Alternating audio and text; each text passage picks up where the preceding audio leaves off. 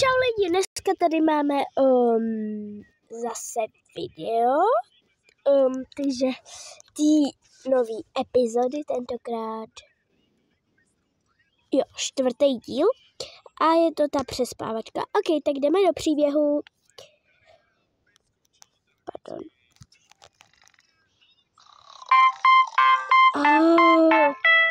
Otravnej budík, ježiši. Holky, stávejte. Tady Stelo, proč tak řveš? Jako jo, no, ty polštáře jsou na vyhození. No vidíš, Niky. Tak jo. Tak ale Nelo, stávej, Nelo. Jednoduše ji nezbudíme. To je pravda. Do háje. Co řvete, Ježiš? Spala si v brejlích, jestli ti to nevadí. Brejle. Do háje. No do háje. Holky, dělejme. Ty poštáře někam vyhoďte. Jo, Ježiši, vyhodíme je. Dobrý. Tak jdeme si čistit. Jakže je máš všichni vyčistit. Tak, počkat.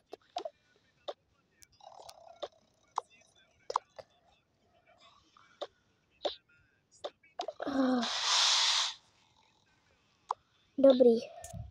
Jsem učesaná. Tak.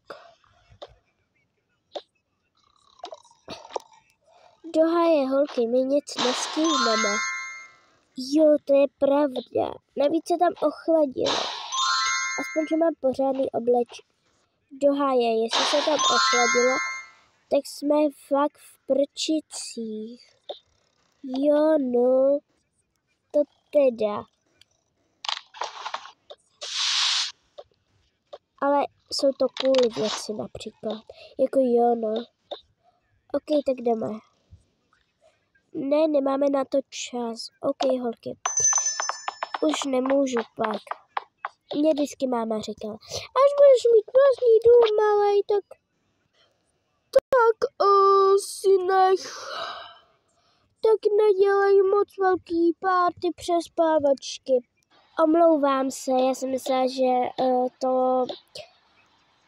to mám puštěný, já to měla stoplý, takže oni se už převlíkli tyhle dvě. Takže teď jdu na trénink. Holky, jak jste se vyspali, mega špatně. Ok, tak jdeme s tréninkem, radši začít. Jo, než to dopadne hrozně špatně.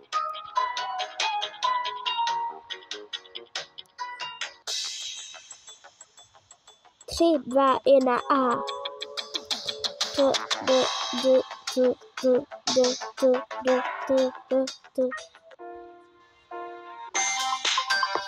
Tři, dva, jedna a.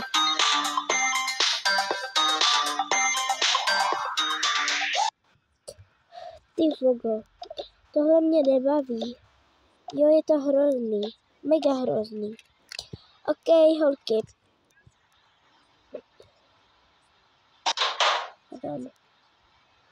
Holky, musíme dál trénovat. Nelo, ale to už nezvládneme. Ok, no, tak skončíme s tréninkem. Aspoň, že jsme nějak stihli skalu. Já no. Ok, holky. Hej, holky, nechceme jít do bufetu? Jo, jdeme, dlouho jsem tam nebyla. No, protože se to, že jo, opravovalo, tak logicky. Holky, pozdravíme paní zástupkyni a paní ředitelku. Tohle je paní ředitelka a tohle je paní zástupkyně. Nevím, vždycky nemají náladu. Ale no tak, holky, jsme roztleskávačky, jsou na nás pyšní. Dobrý den, paní zástupkyně. Dobrý den. Dobrý den. Dobrý den, paní ředitelko. Pardon. Dobrý den. Jste na nás hrdá? Jistě, co to je za otázku, prosím vás, ujděte. On tak neměli až tak dobrou náladu. Co tady zas děláš? Vyhodili tě ze špatného gangu? To není vaše věc. Radši odsud vypalte. Co to držíš? To je můj mobil. Jak se opovažuješ? Před týdnem jsem ho ztratila. Jak to, že je to možný, že ho máš ty u sebe? Počkat. No jistě, že je tohle můj.